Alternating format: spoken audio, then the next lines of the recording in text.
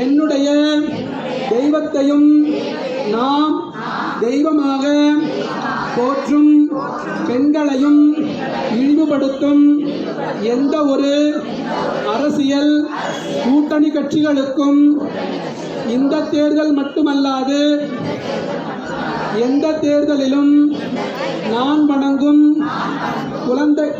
குலதெய்வத்தின் சாட்சியாக நான் நம்பும் தெய்வத்தின் மீது ஆணையாக இங்கே இருக்கும் தண்டுமாரி அம்மன் சாட்சியாக இங்கே இருக்கும் தீபத்தின் அக்னி சாட்சியாக ஒரு பொழுதும் நானும் என்னுடைய குடும்பத்தாரும் என்னை சார்ந்தோர்களும் வாக்களிக்க மாட்டோம் என்று உறுதியேற்கிறேன்.